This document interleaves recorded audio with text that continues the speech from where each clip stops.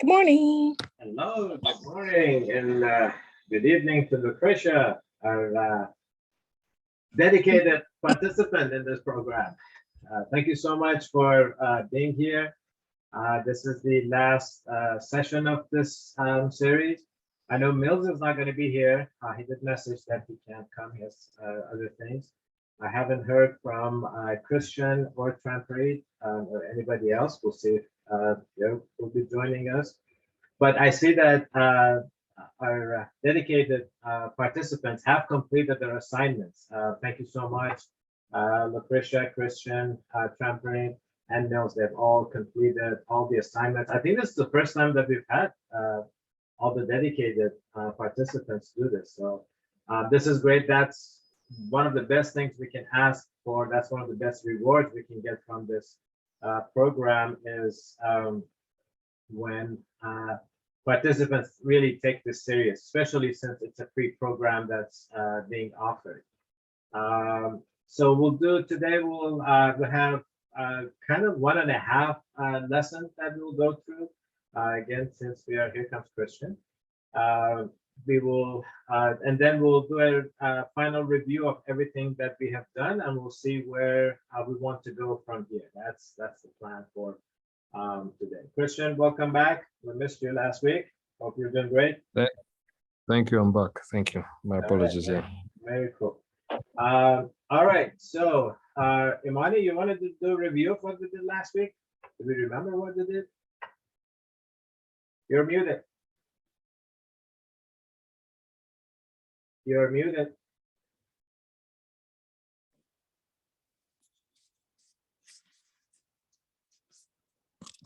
I am looking for a workbook. Oh, okay. It's somewhere around in there. Yes. So while you're doing that, last week we did generosity and retirement and investing. That's what we did last week.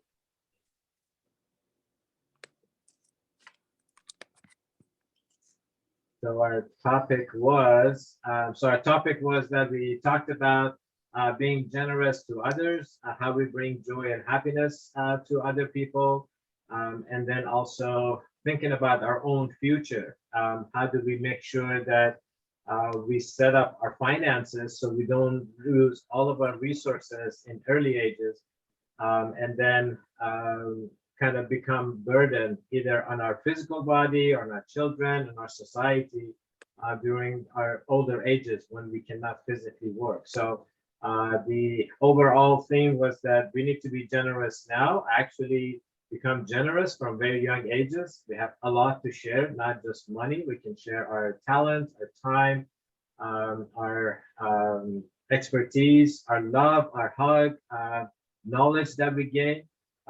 And this is a practice. Becoming generous is something that we need to do throughout our lives. And then it carries on when we become generous to our own future, then we will have a safe and secure financial future in our old days when we can physically work. So that was the main topic. We talked about why is it important to invest. Again, not only invest in financially, but also invest our time, our knowledge, our expertise for ourselves. The 6 weeks that you have been participating in this program, I'm hoping that this has been a great investment for you. Definitely, it's been a great investment for us to do this program, especially with such a small group. We're trying to learn how to have more and more participants. I think this is the smallest group we've ever had. And part of it was because of the way it was organized. Every time we organize a series, we learn how to do it better to make sure that we do have more participants. And so last week we ended with investing in stocks, in bonds, in real estate, creating multiple streams of income if we can, if for those that have talents, if we create a song, music, lyrics, poem, anything that can continually bring you income over time, that's how we secure our financial future financial affairs. So That's what we did last week. Imani, did I miss anything? No, it was important. One thing that we don't always focus on is what brings us joy. And I thought that was important because a lot of times, and it was funny because most people's answers still included doing things for others. So, once you're a giver, always a giver. Even what brings you joy is giving. So I really noticed that last week. I think we did say a few things that were for ourselves, like taking a trip, definitely getting our finances, but it was all about getting everything together for our family, our community, and our neighbors. So I thought that was really, really good. And also starting early with investing. That's really important. When do you invest? It was like from the womb. Mhm.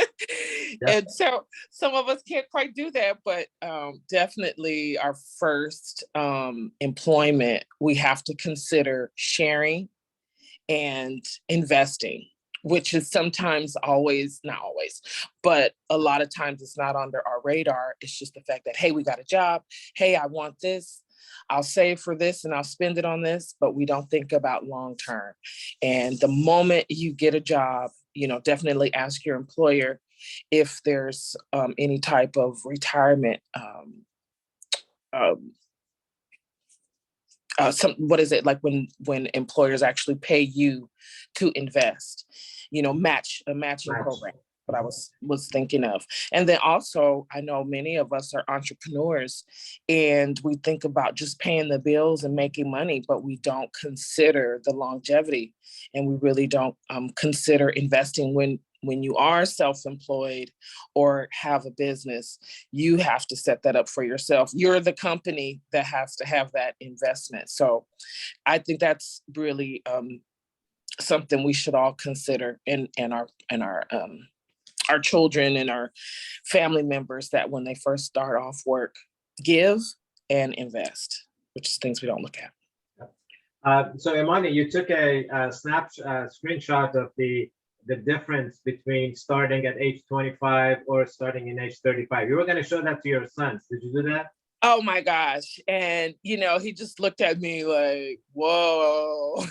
Like, and then like he first kind of puzzled, like, are you serious? Like, I'm like, yeah, it's real. Mm-hmm. So he, knowing that he's going to get the money later, Mm-hmm. it kind of, I can see that he kind of took it a little differently, as though, okay, it's not so bad to save or invest, so it's getting there.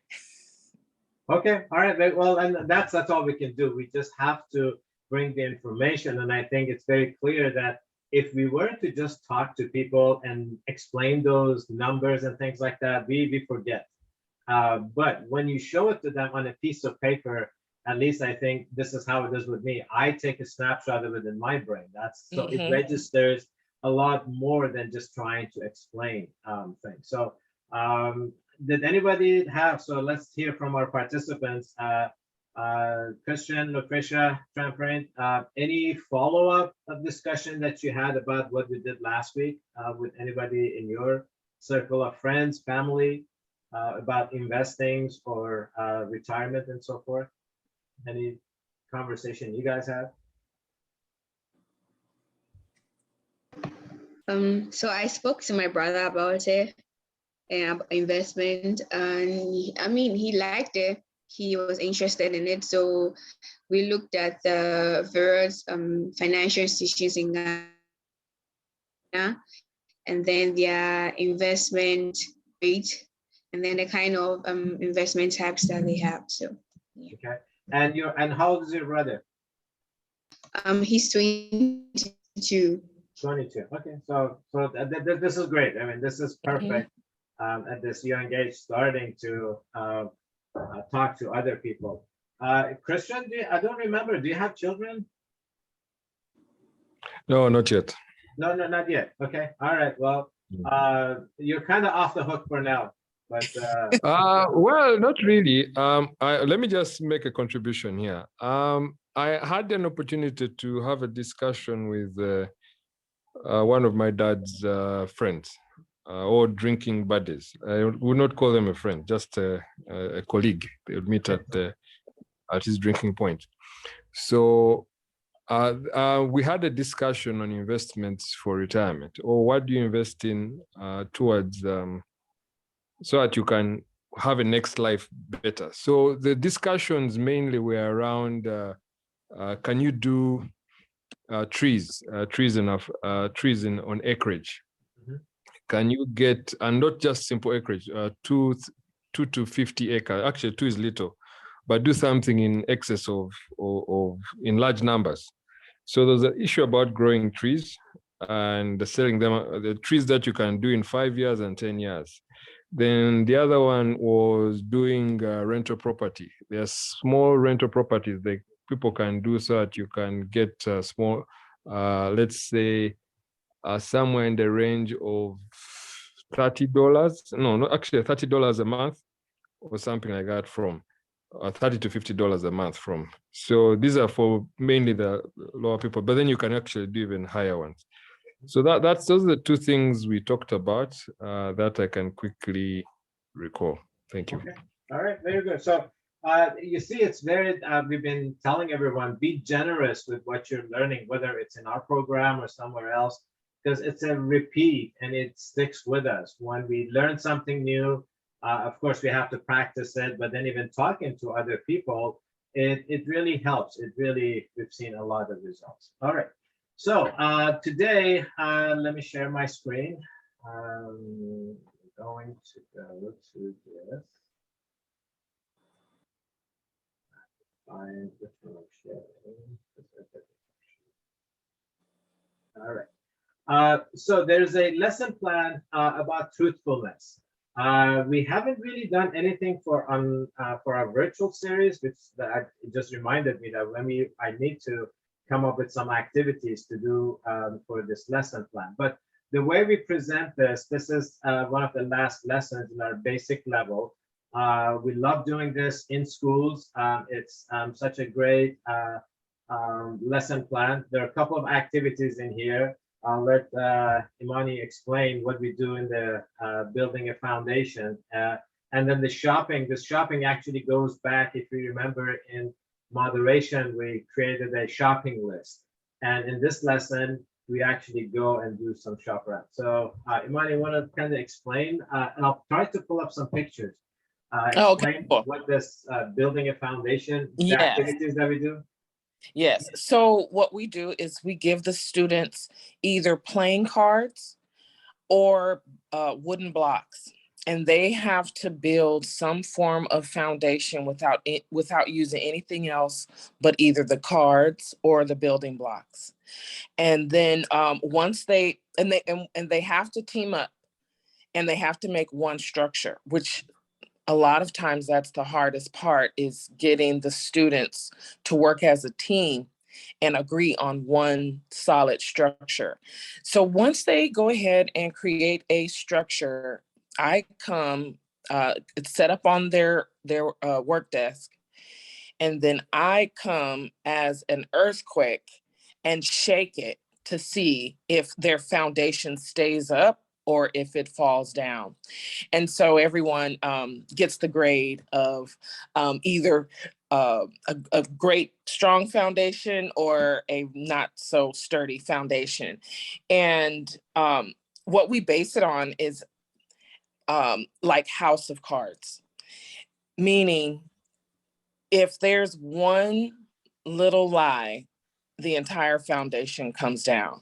And so that's what the blocks represent, that if there's one block in there that's not sturdy, the entire foundation, once a situation comes up, once trouble comes, it exposes whatever untruth is in there. And I think we all kind of, just looking at television and what's going on in the world, it's set up as a strong foundation, as if it's very honest and truthful and straightforward. But then when you look at the foundation, and if there's any falsehoods or any untruths, the whole entire thing falls down. And so we just really explain. And then one question we always ask, is it okay to lie? And the response we get is very interesting. Some will say, well, yeah, if I'm in trouble, or, well, I could tell a little lie, or, and then some straight up, no, it's never good to lie. And so we really go through, what happens when you don't tell the truth. For one, more than likely, you're not even going to remember the story that you told, and someone's going to remind you of that story, and then you have to backtrack in your mind what you said. And the other thing is, once you tell one lie, it's a story, so you have to continue to lie and build on that lie. So every one little tiny lie, more than likely, is going to be a humongous lie. And then we also talk about how you can recover from a lot of things, in the sense of, you make a mistake, you can apologize, you might not treat someone nicely, you can apologize, say you had a bad day.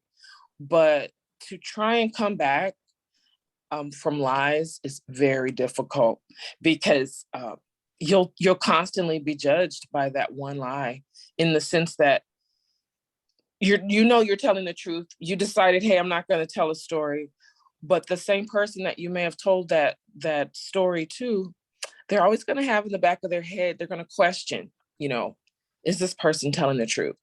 So the best thing to always do, no matter how difficult it is to always tell the truth. And I remember in my own life, I could say, oh, I don't lie. But at the same time, when you don't omit, you keep the truth out, or you don't tell, you might not tell a lie, but then you don't tell the truth, that's still a lie. And then we go on and take that, we take that understanding of truth and we put it into our advertisement. It's so funny. I was just on, I don't know if it was long days. I don't know if it was this morning or if it was last night, but they were saying how the best marketing campaign were diamonds, and how in 1947, they came up with this campaign from De Beers as diamonds are forever. And the fact that diamonds are not rare, but they create a rare market. And so in our minds, we think diamonds are precious and scarce, but it was actually a campaign. And then they also talked, it was a YouTube video, and they were talking about this. And they also talked about, in the same campaign, how they had people buy into how much to spend on diamonds, because they would say that, diamonds are, obviously very expensive. And so it was only for, the wealthy. And so what they did was come up with this formula that an engagement ring should cost 2 paychecks. Whatever your paycheck is, it should cost that. And how all of that literally was just a marketing campaign, an absolute falsehood. And yet, from 1947 until today, it reigns true. And we look at that as truth. And it's absolutely not true at all. So I just thought it was really amazing. And I knew that story years ago. I probably was in high school when I learned about De Beers. But looking at my attitude today, I can't erase that attitude about diamonds, even though I know it's not even real. So I thought that was like one of the best stories. And marketers today, you go to marketing school, you're going for a degree, that is the number one best marketing campaign, is how we were sold on diamonds. And I thought that was like, wow. So that's my truthfulness. All right, very cool. That was great. So yes, the way we present this, and I'll share the pictures with you, but our idea is that, well, this is not our idea. This is the scriptures from the Baha'i writings that says, truthfulness is the foundation of all human virtues. And we were supposed to independently investigate the truth. And the reason that we brought this in here, as Imani was talking about, there's a lot of marketing techniques, well, not techniques, but tactics, to lure us into thinking that we want, we need to have these things. So this one is the definition of truthfulness. Truthfulness is being honest in your words and actions. You don't tell lies, even to defend yourself. Don't listen to gossip or prejudice. See the truth for yourselves. Don't try to be more than you are to impress others. And I think this is a universal thing, trying to impress others by somebody who we are not, especially in the social media age, that we see things on social media. We see people wearing maybe a different outfit every day. We see them traveling to all across the world. It's like, wow, this is so great. How are they doing that? They're always traveling. They're always doing this. Anything that we see on social media, maybe even subconsciously, we're comparing ourselves with them, thinking that, oh, how come I don't have this? How come I don't get to do this? And as Imani mentioned, it is the marketing tactics that really lure us into thinking that, oh, I should buy more. I should buy something else, even when we don't need it. I need to buy. And this is unfortunately happening from young ages. So I put a question in the chat. Do you think our generation is truthful or not? Lucretia says no. Christian says, how so? So let's hear it. Lucretia, would you like to tell us why? You can unmute yourself. You can tell us why you think our generation is not truthful. Yeah, so I think it depends on the context, like what Christian is saying, but on the average is not truthful. You can see that through the advertisement. Marnie made mention of the diamonds. I got to know about it like a few years ago and I was really shocked about it. You can look about how things are said to be done. For instance, if there's a product and then how they advertise it, what it can do, you go and get the same exact product and it doesn't do exactly what they tend to do and everything. And then how people also are when they are in trouble, they tend to lie just to defend themselves. It happens a lot. We see a lot of situations whereby people have lied to cover up for themselves and everything. And there's here that truthfulness, don't listen to gossip or prejudice. That's people listen to gossip. They make a lot of information based on gossips. That's why there are a lot of fake news around, because people actually listen to, they don't have their fact check, they don't do fact checking about things. They just listen to what someone says or what somebody has to say. They don't just check about it, and then they base their information and conclusions on a hearsay, let me put it that way. So yeah, that's why I think our generation is not truthful. Okay. All right. Other friends in the group, anybody else would like to share something about what you're seeing in your society? We have a couple of friends from India. Anything that you see that shows that our society is not necessarily truthful. We like to say be deceiving other people. Anybody would like to share?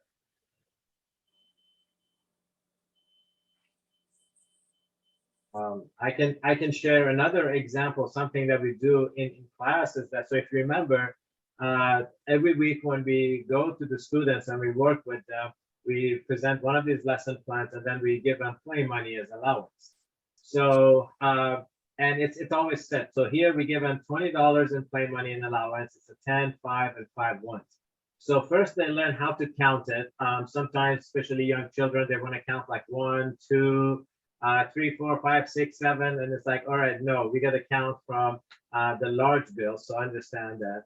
And then not intentionally, but sometimes, and I do tell them, it's like, all right, what would happen if me as the banker give you $1 extra? What would you do with it? Do you keep it or do you return it back?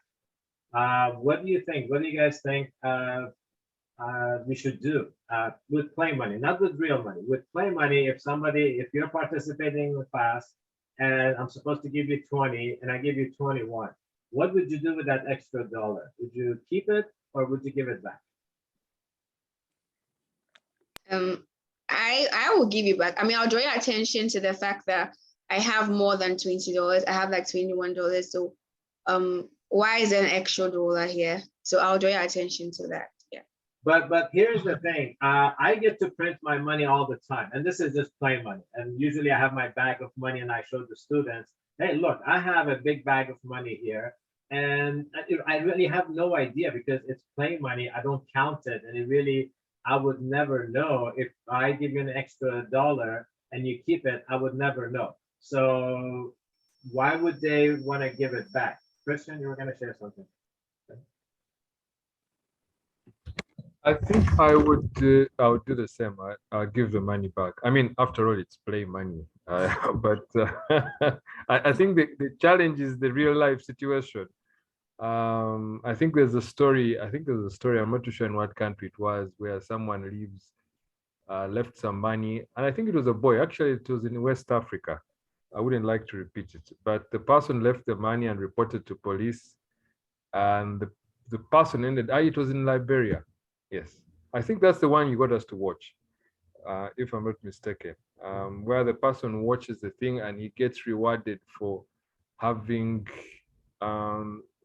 kept the money and not touched a penny in spite of the fact that they really needed the money. And subsequently, more doors opened for them than they thought were possible. Yeah, so it is a challenge, but it's not common to everyone. And the best of us are more than likely to fail. Yeah. All right. Anybody else would like to share thoughts? What would you do in this situation? Especially with play money. Okay. Our friends in India are, oh, go ahead. Okay, I just want to say something. Yeah, I agree with Kristen there. It's a very difficult thing for people to do, especially when it comes to like real money, or just go like, oh, there's even maybe like a 50 in my country's best where it's less or something, just something very minute. But then it's hard for people to actually give back to people, like oh, it's your money back, or it's more than that and everything. And so you can imagine if the little they can return, if the money is huge. Yeah, it's very difficult. And people, funny enough, I've realized that some people see it, like if, for instance, if you leave a huge amount of money in the car and then the driver is returning to you because he's been truthful about it, or tries to like make contact, like gives the money back, people will insult the person, go like, you were a fool for returning the money. So I don't know, it's really something hard for people to actually have. All right. And that's what it is. So our program, especially for young children, we are helping them to learn skills in life that's going to really help them in the future. And when this says truthfulness is the foundation of all human virtues, it doesn't say truthfulness sometimes is the foundation, or we should be truthful and honest whenever it's to our benefit. And usually in class, we have not about half, but there are some that say, yo, I will give it back, and some that would say, no, I will keep it because it's play money, you wouldn't know. And then we have the conversation as we're having. It's like, so just imagine now this happening when you go to the supermarket. You do your purchases, you give the cashier, let's say $10, and the cashier is supposed to give you back 3, but makes a mistake and gives you back 4. So the cashier may not notice at that time, you may not notice it, but then at the end of the day, the cashier has a cash register that has to match how much money is in there and how much money is supposed to be there. So the cashier gets into trouble. So we need to be, and even if nobody will ever know, there are absolutely situations that no one will ever know if we said a lie or not. But there's always us that know that we lied, and then also for those of us that there is spiritual powers and there's a God, that would always it would always be, should be in our mind. So we should always be truthful. So that's what the truthful lesson plan is all about. And here I'm gonna show you the pictures so you can see. Share my screen again. The pictures that were taken from some of the classes. This is what Imani was describing. So the students get to work together, build different structures. Imani is the earthquake. I'm the big bad wolf. I go around and blow try to blow the blocks. And there are a lot of elements into here. Let me see the other one. So, or this one is the one that they try to make house of cards. it's very difficult. They get frustrated, but one of the groups did really well. I mean, I'm going to show you that I was just surprised. Let me see if we can. And another thing, I explain, when they're really struggling on creating that solid foundation, that it's not always easy to tell the truth, that it is a challenge to tell the truth, to not get in trouble or to get someone else in trouble or, keeping money, And so even though it's difficult, it's still something that is definitely necessary to always tell the truth. And I was just not noticing, but I don't really watch a lot of television. But after the news, I let the TV just run. And they're these 30-minute sitcom shows. And most of the time, they're all based on a lie, and they're chasing this lie around, and they're trying to make it okay. And I just can't even watch it because I'm like, oh my gosh, just tell the truth.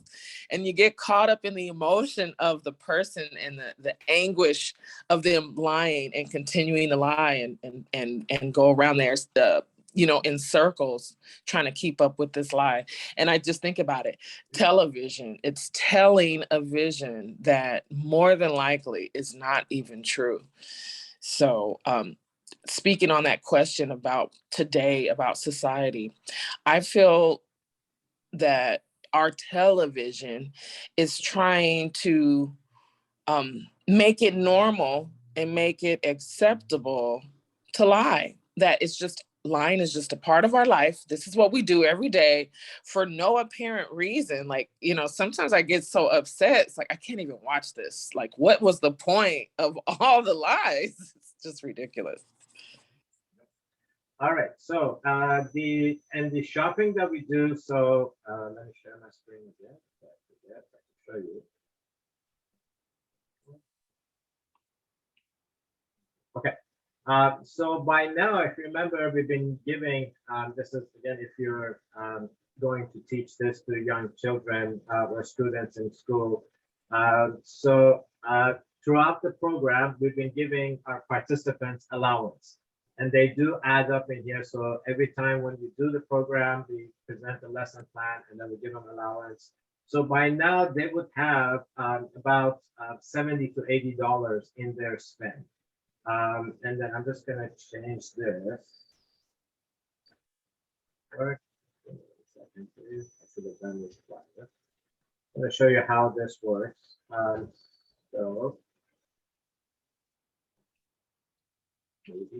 So now, if you remember in the moderation lesson, we learned how to moderate our time, our money, our different things, and then we would have created a shopping list.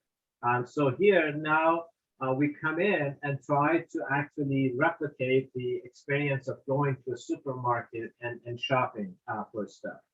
And as the students write down the price of, so initially they had written down what is it that they want to buy, how many of each, what is the measurement unit. So now we come in and calculate. We look and try to find prices for all the items that we said we were going to buy and try to calculate the total in here. In the workbook, what you see,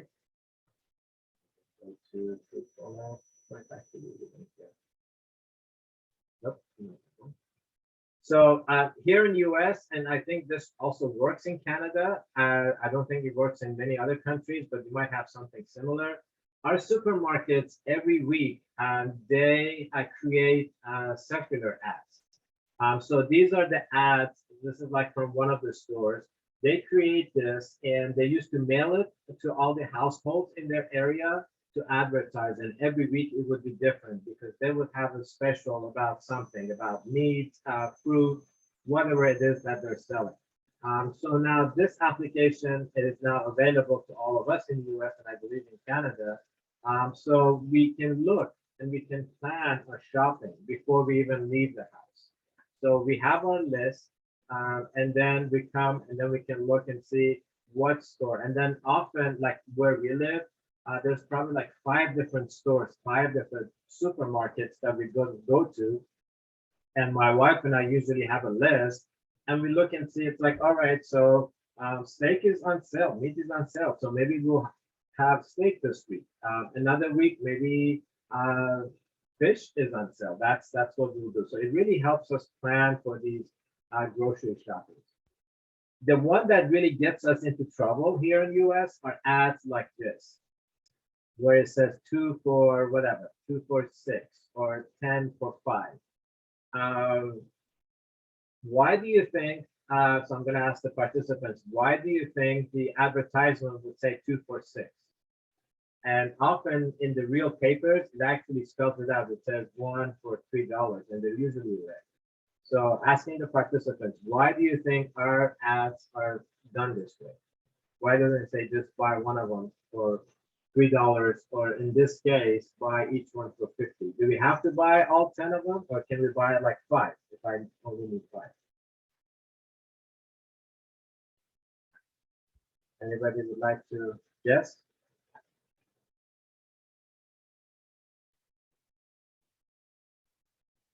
A little quiet. Maybe they're just amazed at how our advertising works here in the US. So the answer is, go ahead, Krishna. I think it is promotional in a sense that they're trying to encourage, from the shopkeeper's perspective, is trying to encourage people to buy more. Yeah. From the perspective of the one buying, they may not need more, but it may look like a very good deal.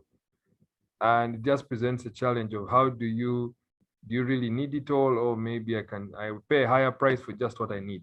So it's a bit of a debate, and yeah. Okay. Do you have something like this in Uganda? Well, this one is very detailed. They do a few of them sometimes, especially with the more South African linked outlets like ShopRite. Okay. They do that a bit. Game sometimes they use Game and ShopRite do that usually. The other local supermarkets rarely do it. Maybe Coca-Cola once in a while will do something like that. Yeah. Okay. All right.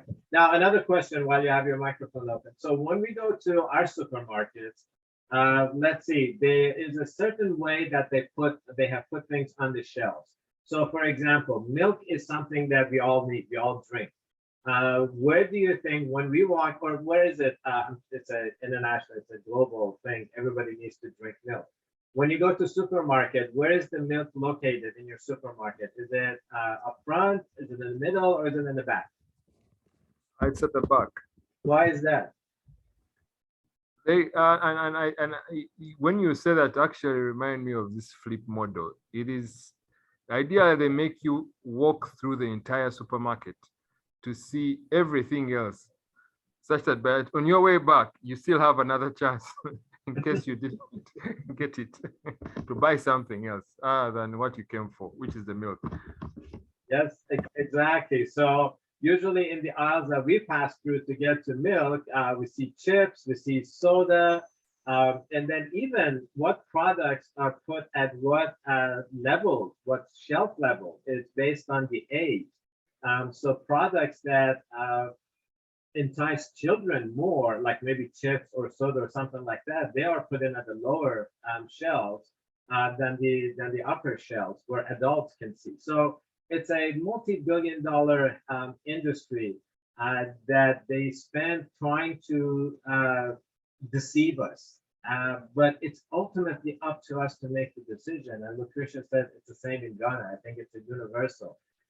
So it's very unfortunate that so much money, so much resources is spent on advertising, marketing, making things look appealing to our eyes, because there are two of our senses that can be easily tricked.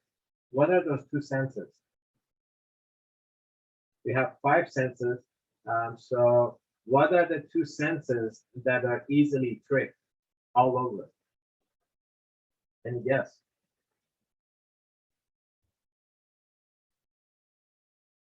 Awfully quiet here. Sense of seeing. Seeing and which one? There's the second one too.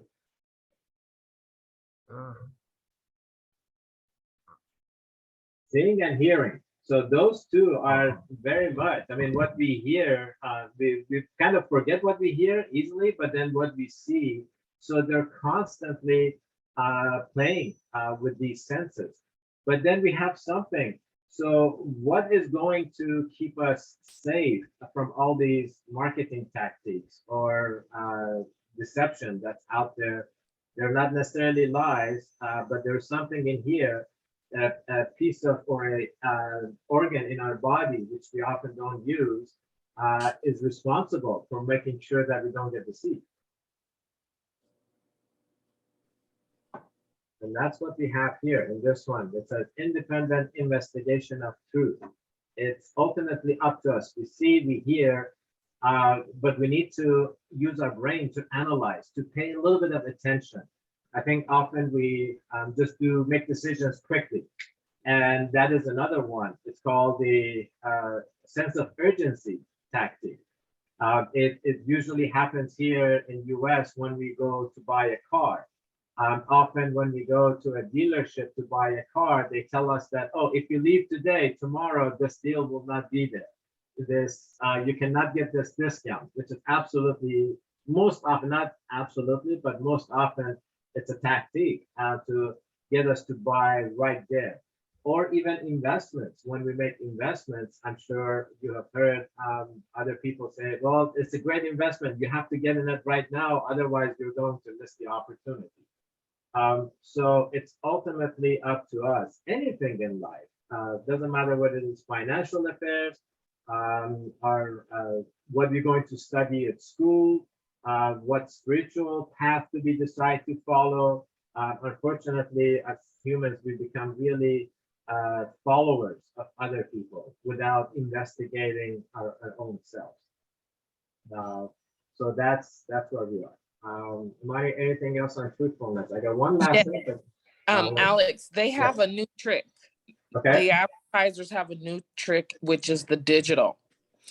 And I've tried it several times in 2 different stores. Mhm. So it never works. Okay. The digital discount never works. Either your internet doesn't work inside the store, so you can't bring it up, Mhm. or it won't let you, somehow it just doesn't work. So here you are, you have your digital items and you're trying to bring it up, because that's my fun, is saving money, because I'm going to spend money. So in the meantime, I want to have fun saving it. So I go through the advertisements, I circle what I'm going to get, I go through the whole thing. And so now they have this new digital. Yeah. I'll put my phone on it and bring it up on the scanner, and it won't even bring up the item that I'm doing. It's just a trick of the trade. I call it a trick because I haven't been able to use one digital coupon yet. So, which store? Food for Less that you just had up, they had butter. Uh-huh. They had a butter for $1.99 Okay. for 4 sticks of butter. And I literally put the scanner on. I downloaded the app, went and tried to find it. It brought up another butter product that it was a store ad, but it wasn't the digital. And it was just a mess. So they got me twice. So I'm done with digital ads. I know Juan's work. I use that all the time. We don't have a Food for Less nearby us, but Juan's and Albertson, they're and the other one, Smart and Final, it did not work. It's Smart and Final, you can't even get the internet inside the store. Oh, okay. All right. So, well, it's trial and error. All right. So one last thing on this truthfulness and honesty. I want to go back to our very first lesson, which was human treasures. Since Imani was talking about the diamond and how it is. I always, when we look, another thing about diamond is that we talked about it. If you take a diamond, doesn't matter how perfect it is, how beautiful or how expensive or how big or how small it is, and without that light, that diamond is nothing. It's absolutely, you cannot even see it. And that's why when you go to the jewelry stores, you see all these bright lights focused on the diamonds, and that's where they come. And so translating that into and that's when the diamond actually helps the rainbow colors come out of that one color light that shines through it. So remember, as humans, we are like the diamond.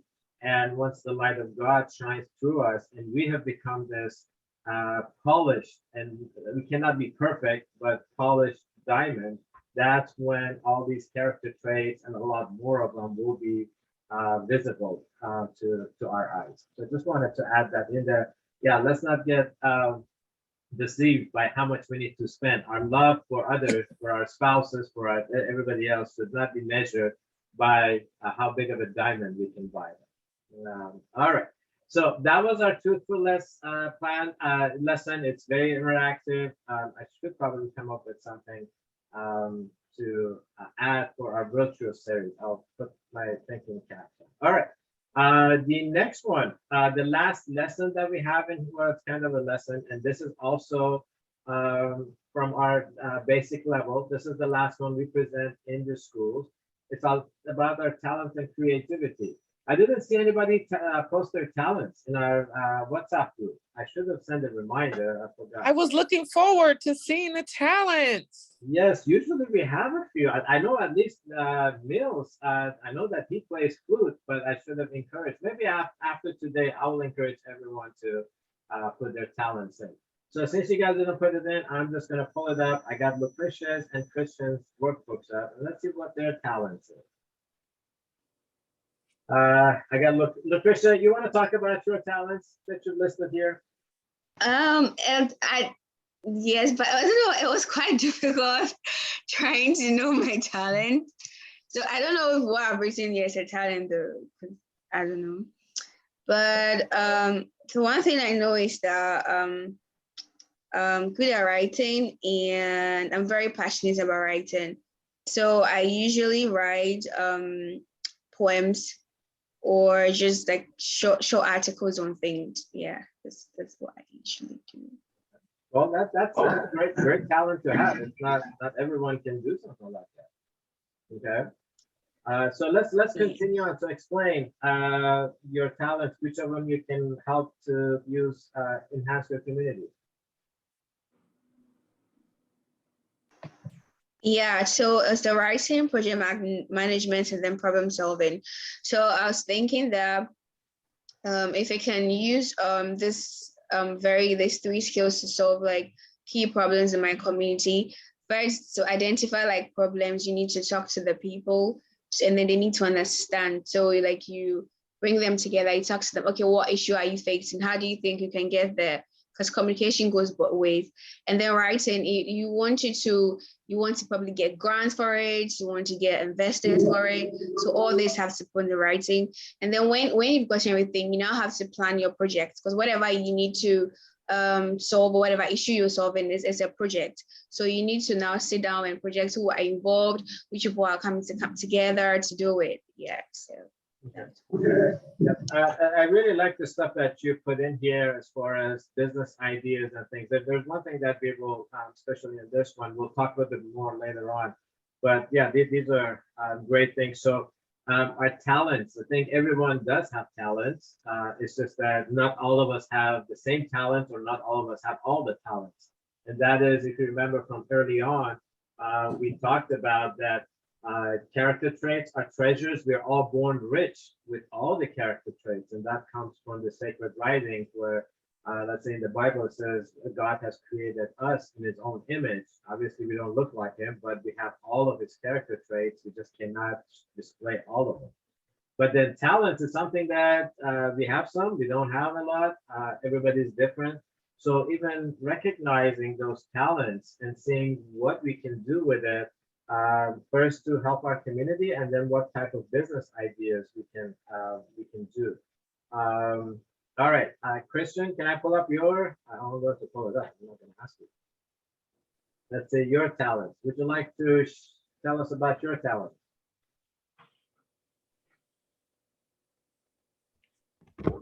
Hey. Wow. Good.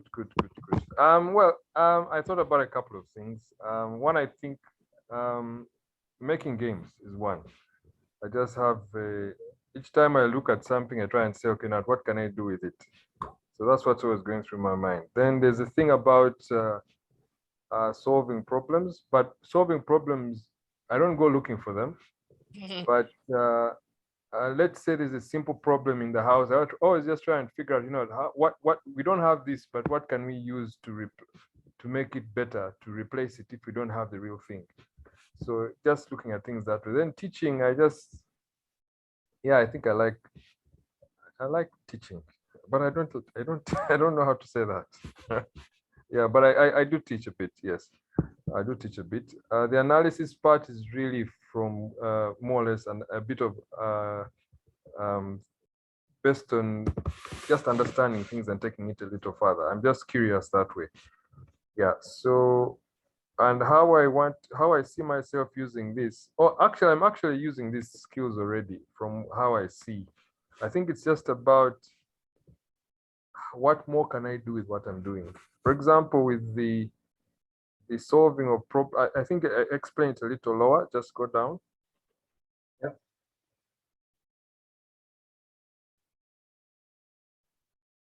So there, I think I said down. Yes. So what I've done is that I formed a consultancy, which is where I begin. It's where I use that as an expression of solving problems, using the skills I have learned. Mainly, okay, fine, identify a problem and then walk people through it. And I like to get down to the real issue of the problem, so at the end of the day, we're able to have a real solution to the real problem. Yeah, and then the other things are just through different things, I'm able to try and identify what problems are and find a playful way of dealing with it. And usually that sometimes, I think for me, that came through when I was putting together some board games, so that I'm able to deal with societal challenges in the community. Yeah, that's what I see. But I think for me, the challenge, the opportunity is to make this bigger and better.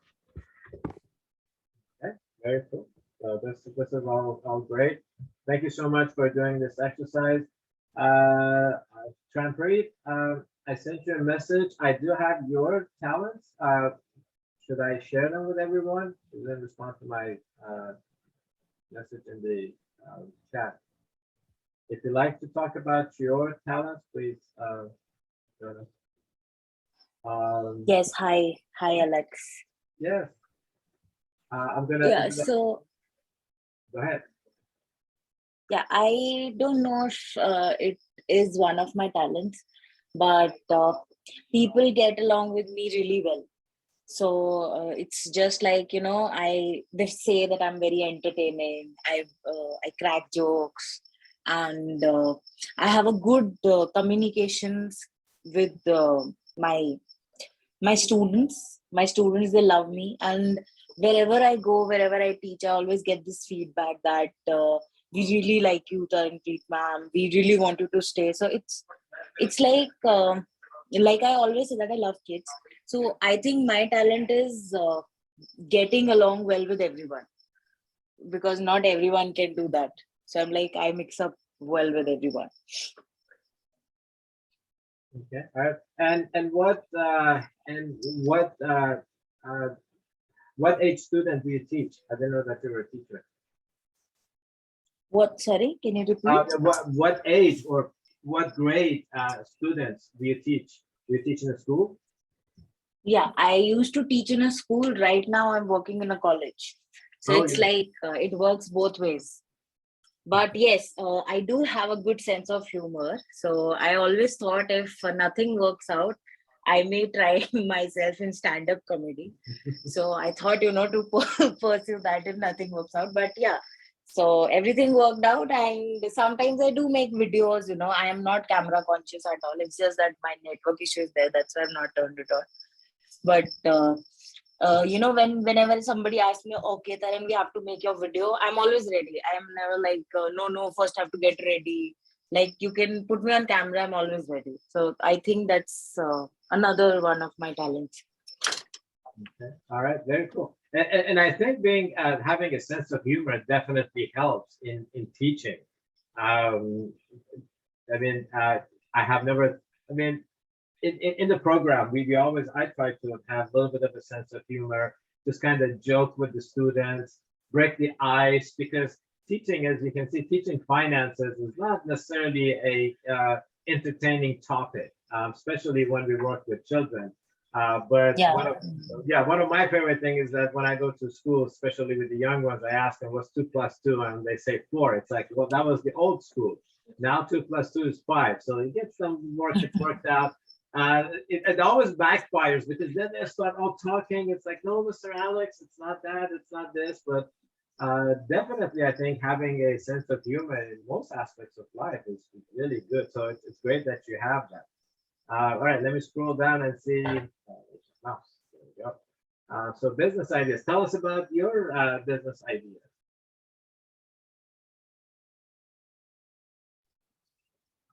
Yeah, my own idea. Yes.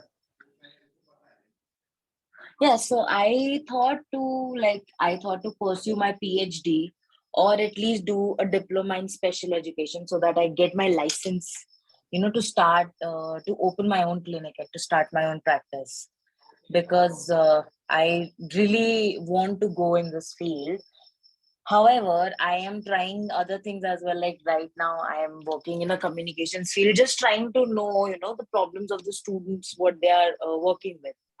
So I do have a business plan to start my own therapy clinic. If that doesn't work, then probably public speaking, and using my knowledge and understanding of what I know. So I really want to put that into use. It shouldn't be like I'm planning right now, but 5 years down the lane, I'm like, oh, I just used to think about it, but I am nowhere. So I'm very motivated towards that. Yeah, very good. And do you have children of your own? No. I am not married. Oh, okay. All right. That's good. That's good to know. All right. Well, I'm so glad we have so many young people that are preparing themselves for having children, hopefully in future and then later on. Because as we are seeing, I'm actually working with someone in Bangalore. There's there's a company that has been very serious about it. We've been doing some videos. We've been doing some stuff. So as soon as it's ready, and their thing is that they want to encourage the parents to begin learning how to teach their children when they grow up, how to be parents that can teach their children. So that's one of the affiliates that we're working with in Bangalore, India. And there are several other people in here. So it's always great to see young adults taking the initiative to learn about finances at a young age, so they can implement that in their hopefully family life with their children and with others. So thank you so much. I put a question in the chat, and you can open your microphone. So we talked about talents, but there is also another word, passion. Is this in here? Somewhere we have the word passion, but I don't see it in here.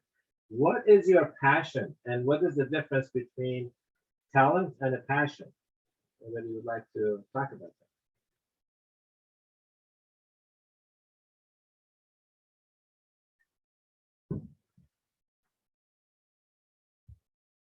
Imani, while we're waiting for others, do you want to share something? What is your passion?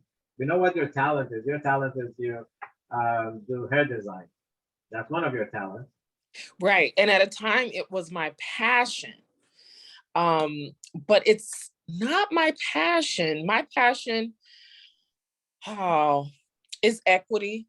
I see and equity in public places. And that is what I spend a lot of my free time doing. And my family, some family members or friends think I waste a lot of time doing my volunteer work, but it keeps me up at night, and I have to work on it. It's literally in my blood. And sometimes I get on my own nerves. Sometimes I try to consider family, like, well, maybe I am. But then when I make little steps closer to making progress, it just snatches me back up again. and I'm on fire for it. So yeah, equity, and I don't know, not this weird equity that the world is asking for, is to bring everyone down, but giving everyone an opportunity, or creating an environment for opportunity for family and children. Very cool. And I can say from experience, as long as our finances is set, we are not suffering, and we know that there's going to be food on the table, our bills are Right. going to be paid, and all of that, why Right. not dedicate our time for volunteering? I get the same thing too. And not so much in our household, but it's like, well, even with this program. So my wife, who came up with the idea, she often says, Alex, when are you going to start charging for this program? And initially, we were hoping to earn some living from this program. But after so many years, first of all, seeing that, well, there's a lot of material not similar to this. I believe we are the only one that have combined spirituality and finances together. It's very unique. But then there are a lot of financial literacy curriculums out there that people, all free of charge, everybody can download. So they said, all right, this is available for download. And then as long as we are able to provide this education to people around the world at no cost, it's like, why not? And I keep telling my wife, it's like, you bring me paying customer, I'll be more than happy. It won't really make any difference to us whether we are getting paid for it or not. We put the same passion, we put the same effort into it. So that's how we've been. All right, Lucretia says, helping people, writing, research, educating people, that's our passion. Christian says, seeing people happy and in a better place because of the work I do. I think that is the difference. We all have talents. My talent, I haven't played music for a long time, but that is one of my talents. But it was never a passion. It was never, I never even thought about becoming a professional music player. I played keyboards. Or carpentry. When we started, I used to make these treasure boxes for our participants. I've always done carpentry, but I never thought about, wow, this is something that maybe a business I'd like to get into. It was more, it's always been like a hobby. And even the degree that I obtained in college, which was electrical engineering, and I worked in that field for about 15 years, but it was never a passion, never. But now this is something that I cannot even stop thinking about, whether we are doing the program, updating the system, doing translations. The program, the curriculum, if you haven't seen it, has been translated to many different languages.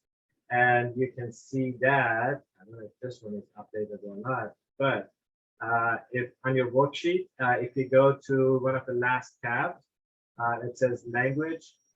This is an old one. So I need to look at, I need to pull up something else, but the program has been translated to, I think, 8 different languages, and we continue to add on. And these are all done by volunteers. That's what I need to update this. It's in here. There we go. This is the one I was looking for. So it has been translated, some full, some partial, Arabic, Chinese, French, Hindi. We just added Malaysian, that's not in here. We're working on the Swahili translation. So it is available. So this is what I'm always thinking about. It's like, how we're going to make this program better. Imani and I are working now to schedule classes for the fall. That's been part of my passion. It's like, how are we going to do this, especially coming out of the pandemic, that we need to think a little differently. So our passion drives innovation. It drives, let's see, creativity. We create things that don't exist. We begin to help other people and do a lot of stuff. So keep that thought in mind. Let's take a quick break so we can stretch a little bit, and we'll come back in 5 minutes. We'll do the review of the whole program, what we've done, and then how we can utilize everything that we've learned to make our communities a better place. So we'll be back in. All right, so we are at the final hour of our 12-hour workshop series. Again, thank you so much to all of you who accompanied us during this past 6 weeks and this final hour. going to share my screen. So this is going to be a review of where we started, what we've done, and what we're going to do, hopefully with all the information that we gathered. Hopefully it's not just something that we learn and don't put into practice or maybe share with others. There's so much that we can do with this. Just setting up my screens in here. All right. So the ABCs of Wealth program, just a little background again about Mind Treasures. We've been in operation for 16 years now. We are an NGO or a nonprofit organization, as it's known in United States. We secure funding from different sources. Most of our funding comes from local sources such as companies, foundations, and recently it has been a lot of the funding has been coming in from our local government. Part of it is because of the COVID, there's been so much money available that it's been great to have this and be able to do this programs. We do majority of our programs, particularly prior to the pandemic. Majority of our programs used to take place in person in primary schools. We start with grade 3. We use the same material as we have used for yourself. You've seen the ABCs of Wealth. We do the basic level program with children starting in grade 3, or that's age 8, if I'm not mistaken. And we have done in primary schools, we worked with grade 3, 4, 5, and then some of our primary schools have grade 6, some of them don't have. The reason we concentrate on the primary school students, there's several reasons. One is that, as we've been talking about, we are all becoming exposed to material stuff at a very young age, almost from birth. In primary schools, parents are still involved with their children. Hopefully, I think all of you, when you have your own children, you will see that you will continue to be involved in the education of your children during their primary years. And then once they get to the secondary school, they become more independent. They don't come to us as often. We just ask them, what did you do at school? They say nothing. What did you learn? They also say nothing. It's like, okay, great. It's a free babysitting service. And then usually getting time, we started as after hour programs in schools, like after school programs. And then in 2011, one of the principals allowed us, we approached the principal and she allowed us to come during the day. And since then, we've been doing the program as daytime programs, several advantages to it. One is that every child that goes to that primary school gets to participate in the program, as opposed to after hours that are only certain number of students participate. The teachers are usually in the classroom with us. That helps with the discipline of the kids, discipline, and just making sure that they're not too rowdy when there's a guest inside the classroom. They always take advantage of guests when they come into the classroom. And we hope to continue that trend now that COVID is kind of we're getting over COVID a little bit. It is becoming a little bit challenging. As I mentioned, Imani and I are working on scheduling fall classes, but it's been a little difficult for bringing the program during the day. I think part of it is because most of the schools this past 2 years, they fell behind in their academics. So they're not so open to bring in additional enhancement. And we are hoping that at some point of time, this becomes a compulsory education element in everyone's curriculum, because finances is something that every one of us have to deal with. It's just like math. It's just like reading. It's just like writing. It's not like atomic physics that not all of us need to understand and know how it works, but it's something that we all have to deal with. So we are hoping for a day that this becomes a standard part of every child's education from early on. So if you're working with any age group, or if you want to do this program in your community, we'll be more than happy to help out in whatever way we can. It's not an easy task. The teaching part of it is very easy, as you can see. It's because we put it in a different method. We start with character traits, and everyone, no matter how young they are, they can relate to the character traits. But then getting into or organizing workshops is what the difficulty is, or finding resources for it. We did try to do this program as like summer camps initially when we started in 2007.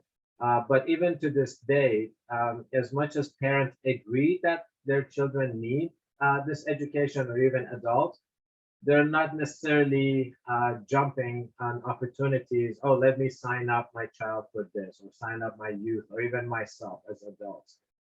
It's something, and that's why we think that eventually this needs to be mandatory in the schools. So let's continue on with an hour. I can try to go full screen. Let's see if I can go into the presentation.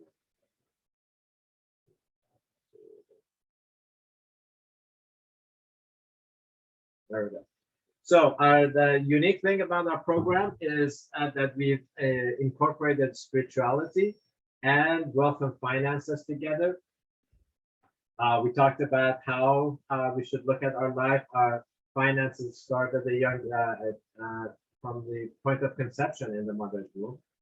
All the sacred writings, for those that believe in any kind of spirituality, tell us that our goal on earth should be to know God, worship Him, and attain His presence. And if there is somebody who doesn't believe in God, then that's fine. We're not imposing this. Again, this is only for those that believe that we have a spirit and there is a purpose for it. The second one is to prepare ourselves for the next stage of life, whether it's on earth or beyond here. And then lastly, to be service to humanity and leave a legacy. We can be selfish. I like to be selfish about this and say, I want to be remembered by something. I don't want to just kind of my life be passed in vain, and then people either don't remember me or remember me for the bad things that I did. So that's what it is. We have our table. This is kind of like investing in our future. We've talked about this extensively.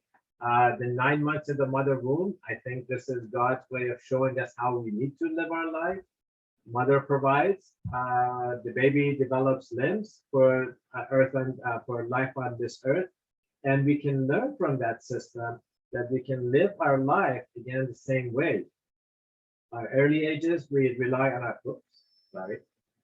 We rely on our parents to provide for our life necessities, just as God provides the necessities for the flower.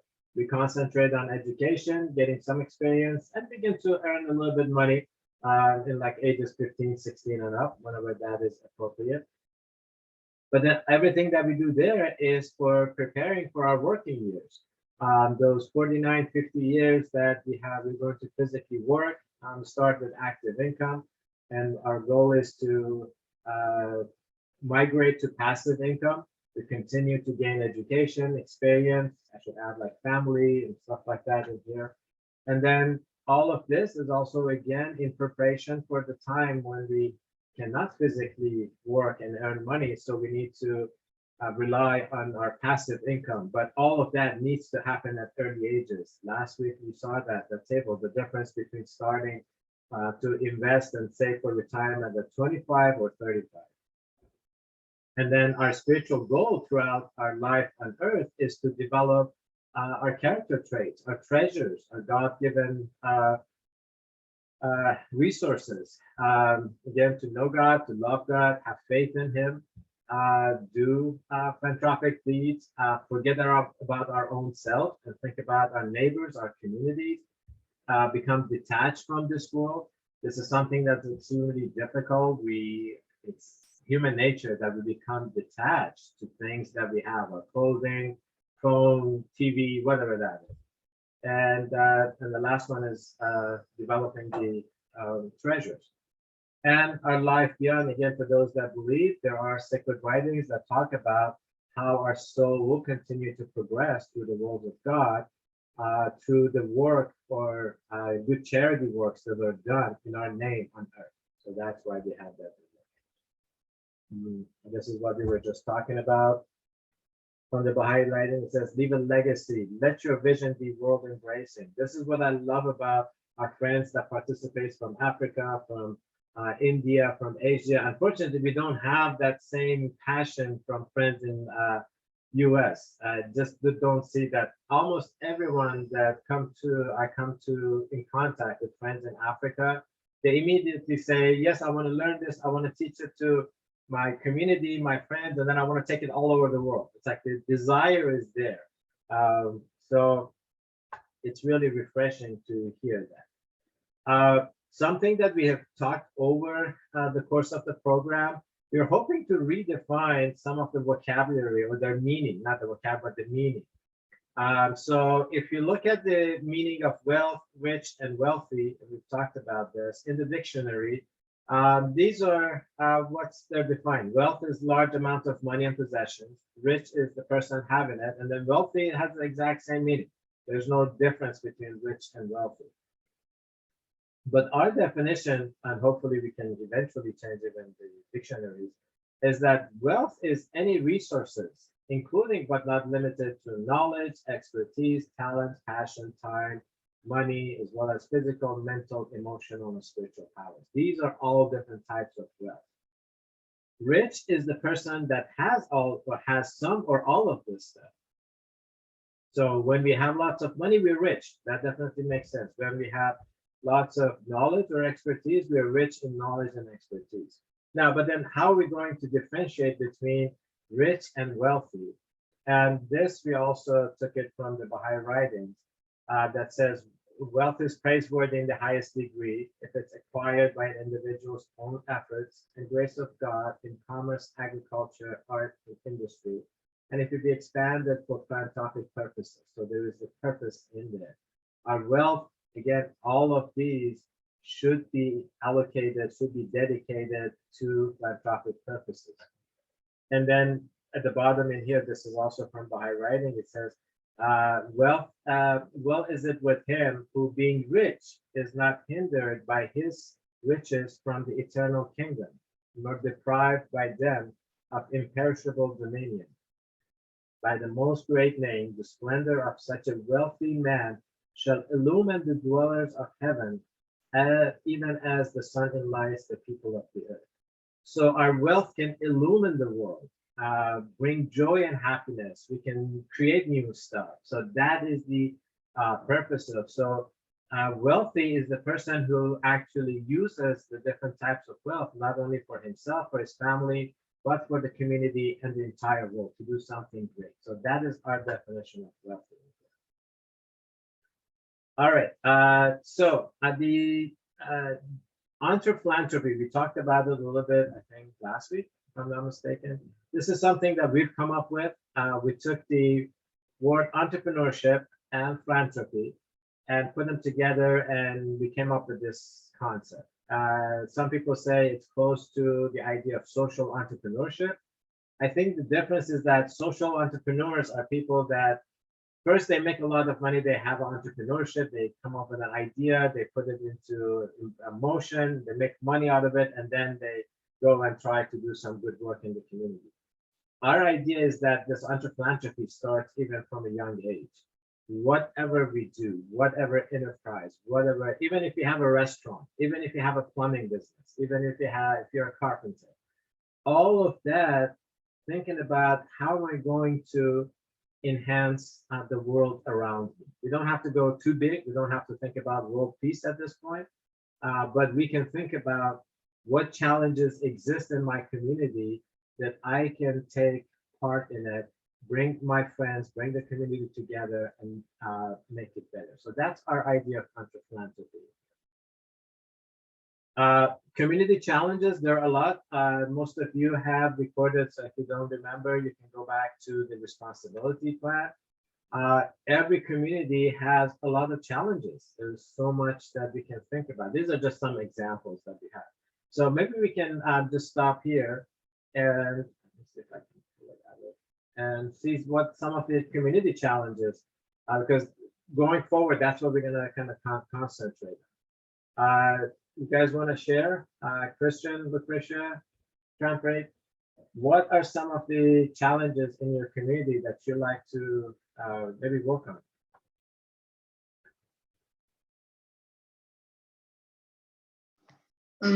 Plastic pollution. Okay, plastic pollution, yep. Yeah, so probably we have a better waste management system, and then people will be taught to segregate their waste, so that and then the plastics will not just be thrown away in landfills, but then probably sent to recycling companies or recycled and reused. And hopefully there'll be a policy that will ban single-use plastics. So let me ask you about that, because that's one of my passion. You talked about better recycling, better trash processing. It often kind of, I think about that while you're waiting for all of that stuff to happen, can we educate our community not to even use plastic single use? I know that governments, even here in the US, until the government forces people to change their ways, people are not going to. Do you think that we could educate people on using less resources such as plastic? I think we can educate people, but then we also have to bear in the mind that when we are telling people not to use these things, we need to throw more light on why they have to stop using it, and also find alternatives. Because the reason why you need to realize that when people I volunteer for an organization that handles plastic pollution. So we talk to young kids about it, and then the questions that often come up is that, so if I don't go to use plastics, but then what can I use in place of plastics and everything? So yeah, finding a cheaper alternative to plastic, something that is environmental friendly. So yeah. Yep. Okay. And that's great. Yeah, I mean that is something that I often think about. Maybe we should go to schools, as we were talking, I think it was last week, yes, that we talked about how our generation has become the most generous to the trash. We just grab and throw into trash, whether we pay for it or just grab free something. School food, we talked about how our children are learning to be wasteful in school. So there's a lot that we can do. All right, Christian, Franfrey, what do you guys have in mind? What elements of community you like to change? Mine is okay. What I think about is all your points noted is unemployment. How people can get meaningfully employed by really recognizing their abilities and also getting to find innovative ways on how to approach what they're able to do. Okay, very good. And that is something that we have here in the US too. There are times that unemployment is low, but then something that I see a huge challenge, particularly in California. Imani, you want to talk about our friends that live on the street?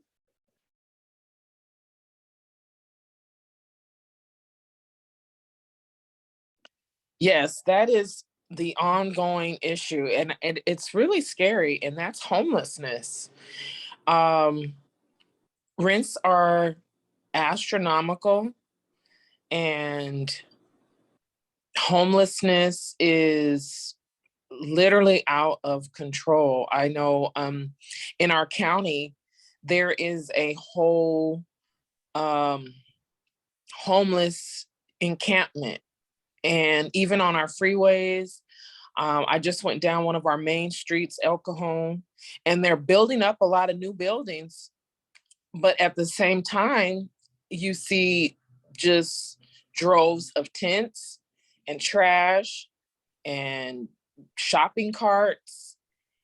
And I'm not seeing them really coming up with a useful solution. I do see a lot more housing being built, which is obviously the issue, but the rents are very high. To rent a place, landlords are asking for at least 3 times the rent. And I remember you could get, a 1-bedroom for $900. And now that same 1-bedroom is $1,800. And so it's twice the rent for the same. And people aren't getting those raises at that same rate. I've heard people rent going up $500 once they're contract is over and they're signing another lease agreement, my rent goes up $100 a year. That's feasible. It's a lot. Of course, I complain, but obviously I'm doing it. But I could not imagine $500 more than what I paid last year. It's just crazy. But there's a lot of housing programs, first-time buyer programs, and no money down programs. So I think as renters, we also have the responsibility is maybe becoming owners and helping that housing situation, as far as I know a lot of people are buying multi-properties, living in one unit and renting out another unit. A lot of families are kind of going old school, where adults are living longer with their parents so they can save. But the main thing is our homelessness. A matter of fact, we have different towns that are right next to us, and National City is literally like 2 blocks away, but it's a whole nother town with a whole nother mayor, whole nother council members. And the parents are upset because there is a homeless encampment where their kids right next to their elementary school. And they're speaking on solving the issues, but it's like 5 years down the line. Some new housing, some new things. And then another thing that is an issue here is a lot of people are taking advantage of the equity in their homes, and they're selling their homes. And once they sell the home, the new owners are actually just putting the renters out, and they call it a no fault. No fault eviction. Yep. No fault eviction. So now that the old owner has sold their property to another owner, and the new owners are literally just putting their residents out and giving them maybe 60 to 90 days to get out. And then they have to go into the world where the rent is, they have to make 3 times the rent. So it's really interesting. And then we have another situation of, with this war going on in Ukraine, they're creating housing programs, and they're housing the refugees, and there's programs. So owners are taking advantage of getting this extra money from these programs. And then the people that just got put out of the housing are now put in the market where there's scarcity of housing. So I can't say regular people, that's not fair, but working people that have, paying their rent on time are now in a crisis of homelessness. So it's a little scary. Yeah, we have a lot of challenges. Okay, thank you, Bonnie. Tanpreet, would you like to elaborate?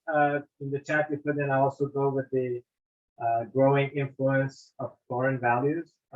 What's being influenced in India from out abroad?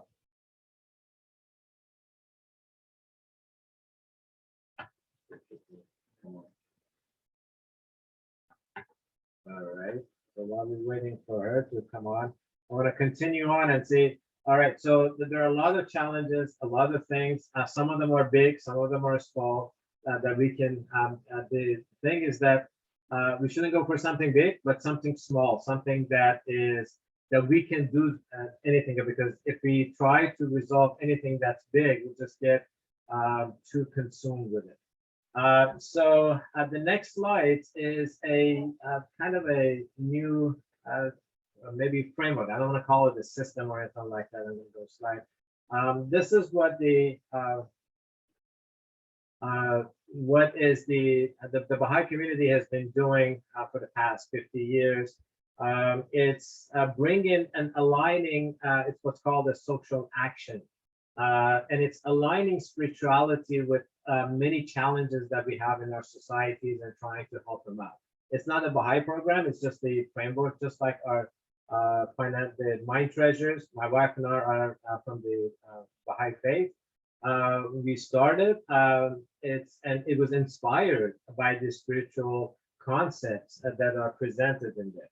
So I'm going to share some of the elements of this framework. I mean, they're all simple, very things, but implementing them, it takes time, it takes passion, it takes a lot of learning. So the first thing that we're going to talk about is how whatever we do, we should try to bring spirituality into it. And that's what we see as what's missing in it, whether it's the issue of homelessness, whether it's issue of plastic. And you kind of would think, well, what does plastic waste have to do anything with spirituality? Well, our environment is our moral responsibility. Because what we're doing today to our environment is going to affect generations down the years, and we don't even see it.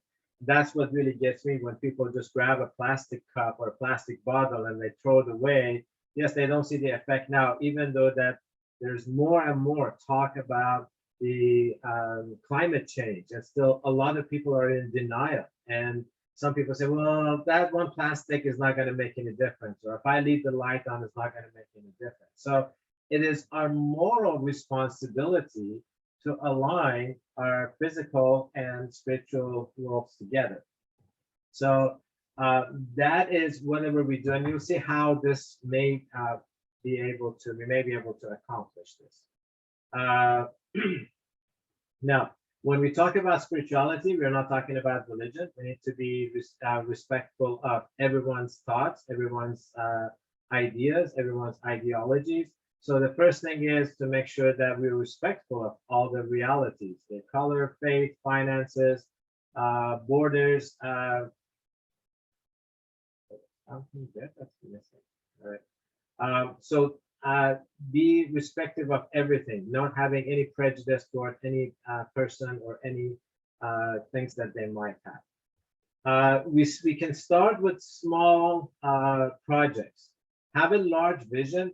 Like I said, I love our friends in Africa and abroad when they say, oh, I want to take this around the world. Have that vision, but then start small. This is how we started Mind Treasures. It was just for the very first workshop was just for the friends in Baha'i community. It was called Baha'i Views on Wealth and Prosperity. There were like 15 friends that attended. We had no idea that 16 years later, this would be a global program that we will be having friends from all over the world participate in.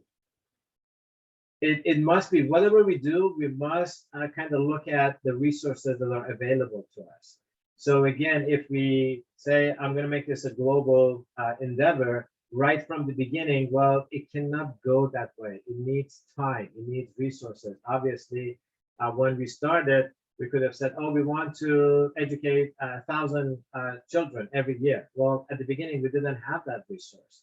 It took some years to get to that point. And even now, I would love to do this for 10,000, maybe 100,000 people every year. But we don't have the structure and we don't have the resources for it. So we have to wait until we get there. This one is very important. Ownership of the undertaking rests with the community. So I know, like Lucretia said that in her business idea, or how she would do it, it's like start with an idea, bring the resources together, and then get the people involved. The comment that we like to make is that first get the people involved, especially if you're thinking about making an improvement in the society. A business, yes, that is, but if we are hoping to improve the environment in our neighborhood, we have an idea, but we must start by bringing people together, meeting and talking about it, because what our idea of improvement for our community may be different from somebody else. So bringing people together and then everyone taking charge of it. Something that we see here in the US, it kind of works both ways. A lot of government agencies, they're trying to improve communities. So what they do, and Iman is very familiar with this, the government comes and says, as an individual or as a community, these are your problems. They have assessment tools. They have questionnaires. Oh, let me see what is your problem and how I'm going to help you fix those problems. Well, it has not worked, and it will probably never work, as opposed to the individuals, the families, and the communities taking charge of their challenges and saying, oh, these are our challenges, then going to the, let's say, government agency saying, oh, now we need help. This is what we need. Provide us with what we think we need and have a collaboration in this. So that's quite important, that item. This kind of continues on in that social change is not a project that one group of people carries out for the benefit of another. There's been, I'm sure you have seen so many times, organizations, individuals have tried to go somewhere, see a community that has problems. They go there with all the best of intentions and try to fix their problems. If you watch the video under responsibility, I think it's under responsibility, the gentleman that the play pump video, if you haven't watched it, definitely do. Is a gentleman from United Kingdom. He goes to South Africa, tries to solve their problems. And it seems like the project is doing really well in that video. But the follow-up 5 years later, everything that he had done has fallen apart because he was trying to fix somebody's problem. It wasn't the community that they were trying to solve their own problem. So this is quite important. This is fairly new. It takes a lot. It takes a while for people to get into this mindset. If you look, our general thought when we describe something like, let's say, if I want to say, this is what it is in my community, I always say, this is what's in my community. I refer to me as opposed to like our community being plural. People call it, well, this is my organization, even though, yes, my wife and I are the founders of Mind Treasures, but now Mind Treasures belong to the whole world. It's our organization now. So changing from that mindset of calling things my idea, this was mine, this was things. Yes, of course, if we create a poem, it's mine because I was the only one who was participating in it. If I have an idea, if I have a innovation, yes, it's my idea, but then the implementation may become part of the whole group. So it's a mindset, even though that it might just be in words, but it has a very big effect once we change from I, me, and mine to we, us, and ours. There are trends that there are leaders and followers. One of my pet peeves is that when people say, oh, we need to train more leaders in our societies. Well, we kind of think it differently, that everyone needs to come together. Everyone needs to feel the same. Now, this does not mean that we don't have people who are in charge, people that have authority, people that are doing different things, that have their different responsibilities. Yes, in an organization, in a company, not everyone is going to be able to approve payments for different things. There's maybe one or two people, but then everyone should feel responsible for the finances of the family, the group, the community, whatever you're doing. So it's moving from the leader, follower, teacher, student, preacher, listener, speakers, audience, or providers and recipients. This is particularly true in the case of the government. It's like we all are learning together. If any of us knew how to fix the problem of the world, we would have already done it, but it needs to be changed. And this is one of my favorite scriptures from the Bible. It says, when people say we need leaders or who's the leader, who's here, when I look at this scripture, it says, just as the Son of Man did not come to be served, but to serve and to give his life for a ransom for many. So when the highest individuals that we can think of in our society considered himself as a servant to be serving people, who am I to think that I'm a leader?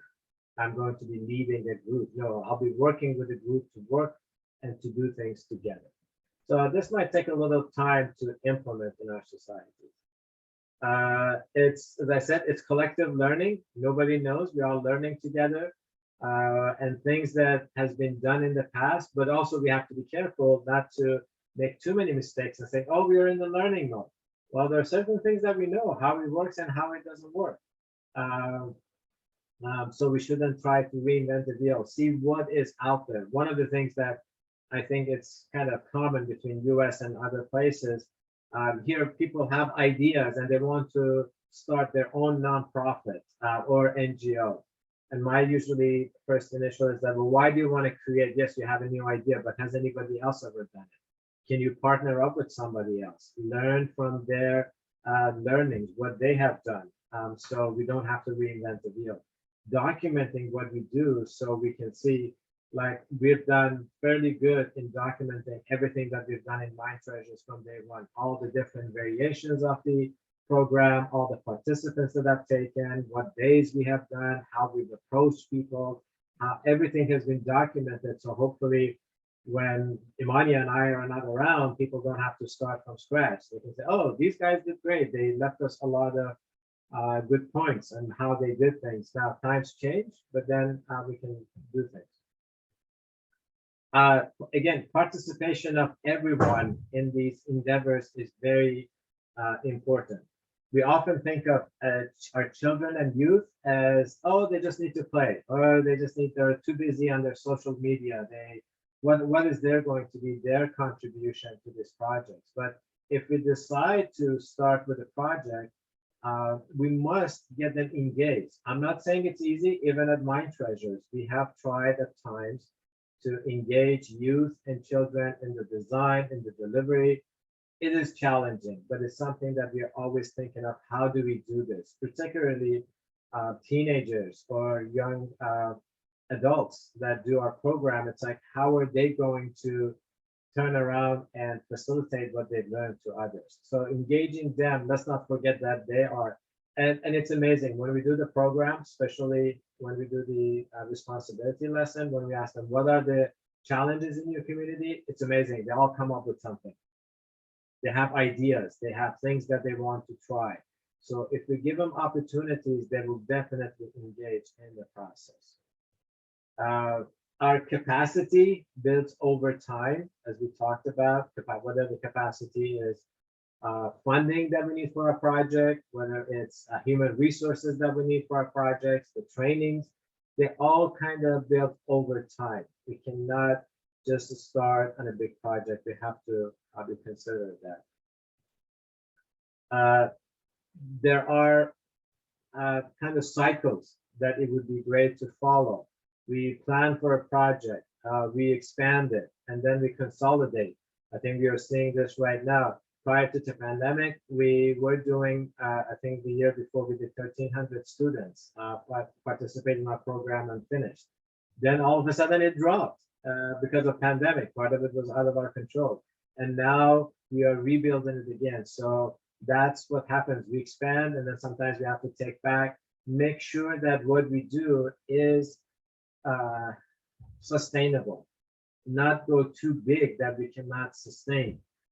If all of a sudden, let's for example, if all of a sudden we were to get enough money for 10,000 students, we might be able to do it for 1 year, but is it going to be sustainable every year after year after year? So we've really taken the process slowly and really reflect on how did we do things, what worked, what didn't work, what kind of adjustments do we need to make. So to make sure that we're always improving the processing here. And the consultation, and this is where it really comes in handy, where we have ideas, but when we're working in a group environment, we should really be able to detach ourselves from the idea, because we don't know. I may think that this idea for this project is great, but then others may have a different perspective. It's like, yes, I think it's idea. If the group decides, then the group can go move forward with it. Even if it's not the right idea, the group and the process will fix itself. And also, meaning when we say detach from our personal ideas, is that if the group does not pick my idea, I should not be going around and telling people, look, I told them this is how it's going to work. I told them this is going to fail. They didn't listen to me. Now let them watch. Let them watch. This is how it's going to happen. No, it's the group that decides, even if what I had in mind was going to work, it was the responsibilities to the group. It is a very different process than how things are done in most settings today, where people are so attached to their ideas, and if the group doesn't take their ideas, they leave and they do their own thing, or whatever. So it takes a little bit of getting used to. So we talked about planning. Oh, one of the things that we're really trying to change, particularly in our societies, I'm not sure, and I'll stop here and we'll ask.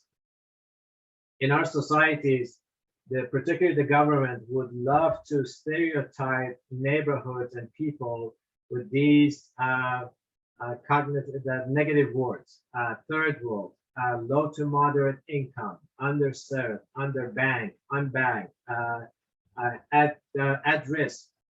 And what we're really trying to change that mindset. It's like, why are we looking at our individuals and our societies as half empty? Why are we looking at, yes, these are the realities. We're not disputing that these realities don't exist, but we also can look at communities with the resources that they have. They might be very diverse. They might have, they do have a lot of talents.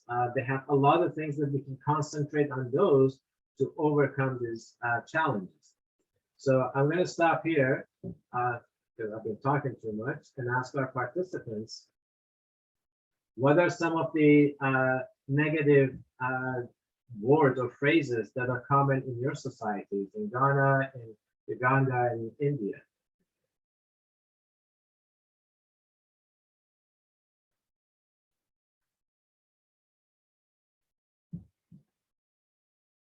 Anybody would like to share?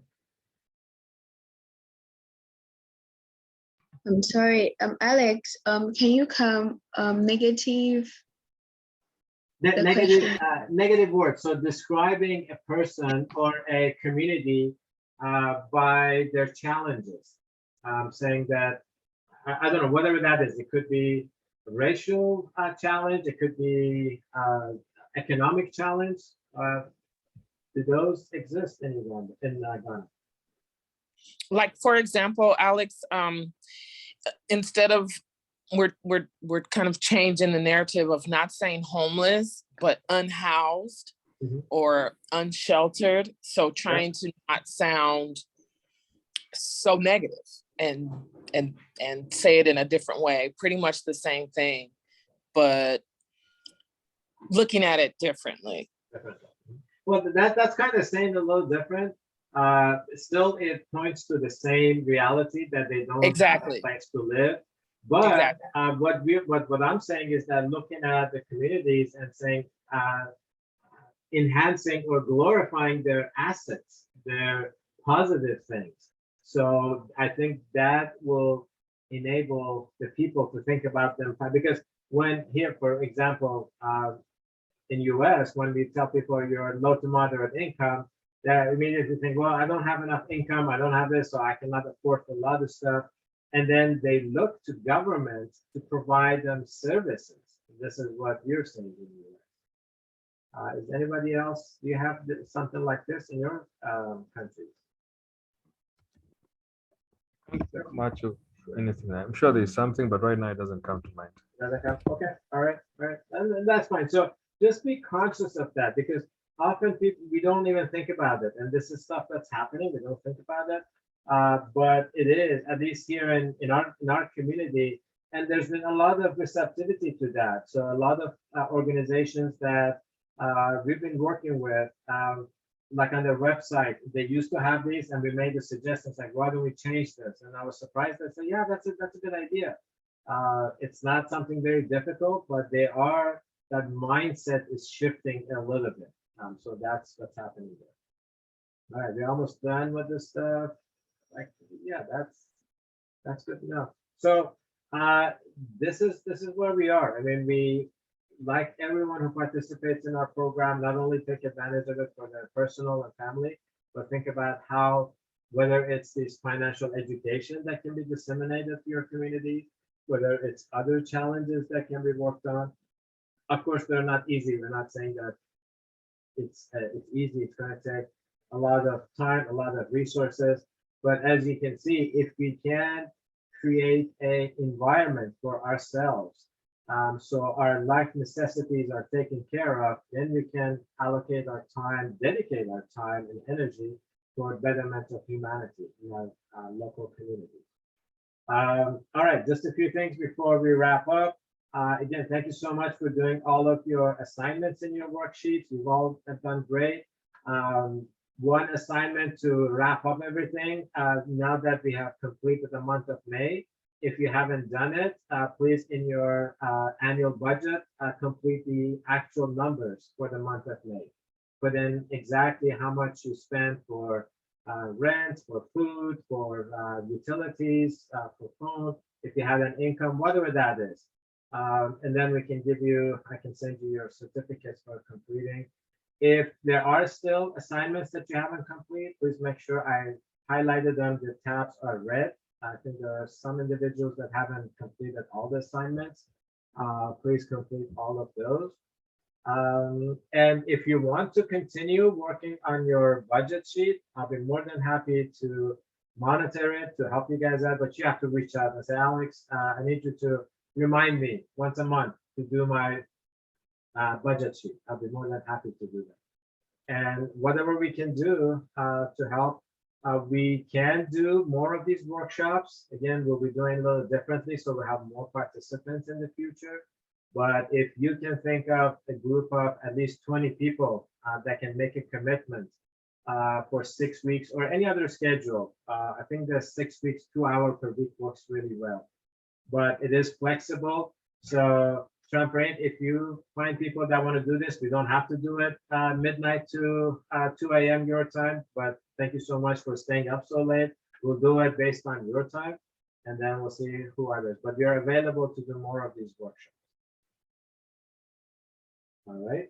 Imani, last words of wisdom for our group? Well, I just want to say it's been a pleasure working with you. I really enjoy the fact that we're all over the world, and yet we still have the same concerns. I remember when we said what was an issue, and we all came up with litter, trash in our streets, and that is a big concern. And so no matter how far away we are, we're pretty much the same. And I think that's great. And I'm really excited, just like Alex said, that you all are young and you haven't even started your families, and you're equipping yourselves with this financial literacy and doing it in a faithful way.